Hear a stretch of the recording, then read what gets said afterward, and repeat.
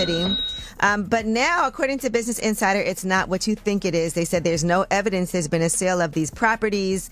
You know, think it's a red flag when you're 50 years old and feel like almost 50 and still gotta flex on social media. But, you know, people on social media do what they do best. He said that Floyd was kidnapped by the Abu Dhabi folks. Any comment on that?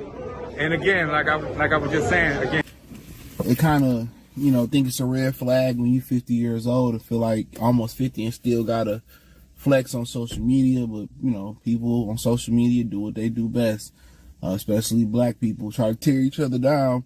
So people start researching, Angelique started researching, and they found out that Floyd was capping. Now, Floyd is part of like some type of ownership.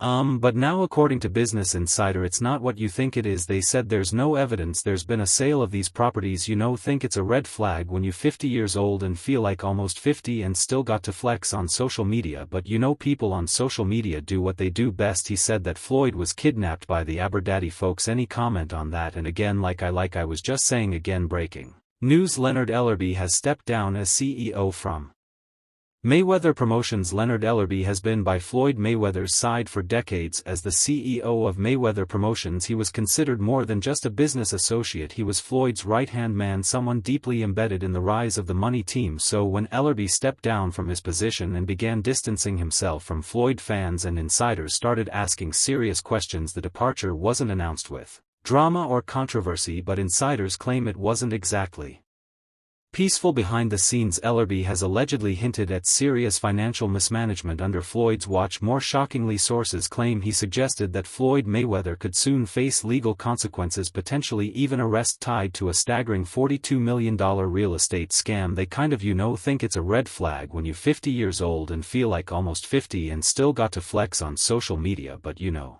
people on social media do what they do best, especially black people try to tear each other down. So people start researching. Angels started researching and they found out that Floyd was capping. Now Floyd is part of like some type of ownership. That number isn't a typo, $42 million.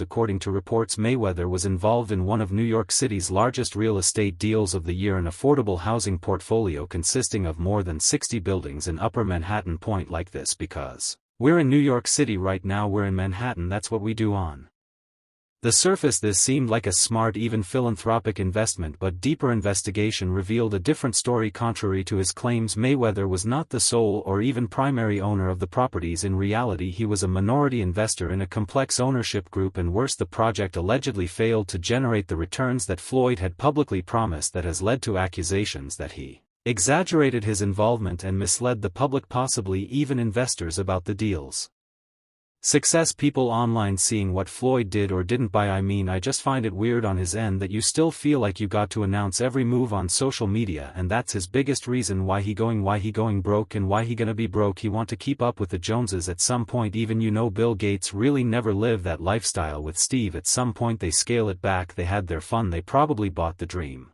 car, dream house, dream. They had the fun, but they realize, okay, let me scale it back. At some point you can't live your 40s and 50s like you 20 and 19 can't live like that. It's okay, I don't really need a house in Cali. Or this is just one example of how Mayweather's business model, which was once admired for its independence and boldness, may have become unsustainable. Floyd built his empire not just with his fists but with his brand. He marketed himself as the undefeated, untouchable money-making machine. His motto, hard work, dedication and money. But behind that image is a financial system that critics say was built on flashover foundation. For years, Floyd's entire public persona has revolved around wealth. He shows off multi-million-dollar watches, private jets, and a massive fleet of luxury vehicles. They call us the, you know, the $1 million garage. I know we're on television, Floyd, but I think it's necessary for me to say damn well, you know, we are on ESPN. These are sports cars. It's a sports network. This car cost $3.2 million. This Bugatti right here costs $1.6 million. You ain't seen these two. I never seen these. Know what, Floyd? This is 7 cars, man. Silver, platinum, LA, Miami, black, LA, white, Vegas. Yeah, in New York I got my drivers, and you got your drivers in New York. Why? Talk to me about why you make the decision to drive different color cars in respective cities. A brat, spoiled brat. Oh, just being a brat, just being a brat. The 7 cars that you showed me, yes, are in excess of 15 to 20 million. Let me see, what's the number? We go 31.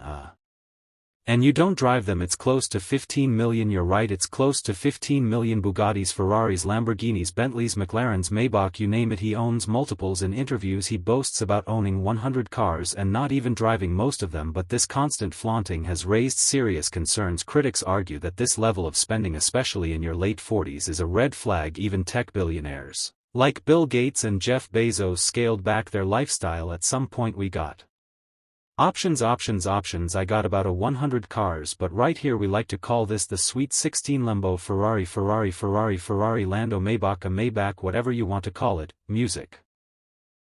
Lamb of Maybach, a Maybach, whatever you want to call it. Of course the McLaren, the original McLaren, Bentley, Rolls, the Maybach truck or Maybach truck, whatever you want to call it. Yet Floyd appears to be stuck in the mindset of a 25-year-old trying to prove himself. Psychologists and financial experts often point to this type of compulsive public display as a sign of insecurity or instability, not confidence. This behavior has now bled into his business dealings. Let's talk about his ongoing conflict with Logan Paul. Or is that something that you can't just know? No, he has not paid me a fool. That is a fact. Short few mil. Yeah, wow, still a few meals. Yeah, oh yeah. Have you been in contact with him? Nah, we're taking this one to court. No, are you being serious? Is this like a do I look serious lady? You do. I'm just making sure. I apologize. Really, I'm just no, I'm with you, I'm not you. Yeah, we're taking him to court. No way. Oh my goodness. So yeah, see you in the courtroom. Congrats.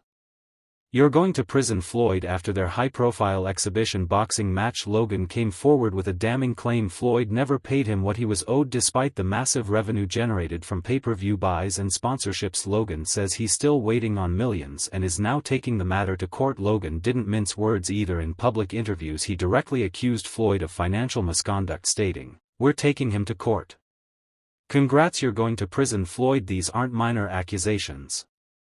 Logan's team alleges that Floyd withheld payment without explanation, essentially violating their agreement. Floyd money. Mayweather up until recently didn't have any money, so Floyd is the highest earning athlete in his career, making over $1 billion, and after making a killing he ended up retiring in 2017. However, he dug himself into a hole after making super lavish purchases like this LA mansion. It was so bad that he actually owed $22.2 million to the IRS, which made him have to come out of retirement to pay that back. Like and follow for more. And if Logan's case holds up, it could open the floodgates for others to come forward, and others have come forward. Javante Tank Davis, one of the most promising young fighters in the sport, also split from Mayweather Promotions. This came after repeated tension between Davis and the team, though Floyd took credit for Davis's rise and claimed to have made him a millionaire. Davis implied he was being mismanaged, underpaid, and held back. Davis's departure wasn't an isolated move, it was part of a larger pattern. Javante Davis, but I seen recently that he's actually looking to leave. So how does that relationship work? How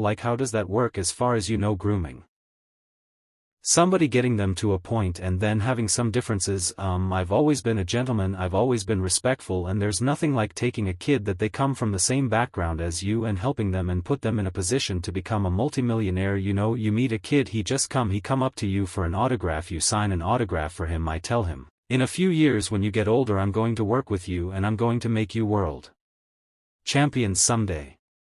Years later I started working with him, helped him, pushed him to be great, and if he feels like he's grew wings where he can fly, become his own boss, more power to him. Over the past few years several fighters and staff members have walked away from Mayweather Promotions. The recurring theme, dissatisfaction with how the company was run, especially around money. Leonard Ellerbe's exit added fuel to that fire, though he's remained professional in public. His silence on key issues has only deepened suspicion. In my opinion, Tank is the best fighter in the entire world. He's and another terrific opportunities on June the 15th to go out there and show you guys why he's the top dog. Just out of curiosity, bro, he said that Floyd was kidnapped by the Abu Dhabi folks. Any comment on that? And again, like I was just saying, again, thanks that guy, and for all the guys out there in the weight class. One major situation that Ellerbe refused to comment on was Floyd's rumored detention in Dubai. Another strange and telling chapter in this story. According to several reports, Floyd was held in Dubai for nearly 50 days after a bizarre incident involving luxury jewelry. Allegedly, someone from his entourage stole a piece while shopping. Though Floyd paid for the rest of the items, the dealer refused to release him until the missing piece was returned. Whether or not Mayweather was directly involved, the story became public and embarrassing. It turns out that the rumors were true, and Floyd Mayweather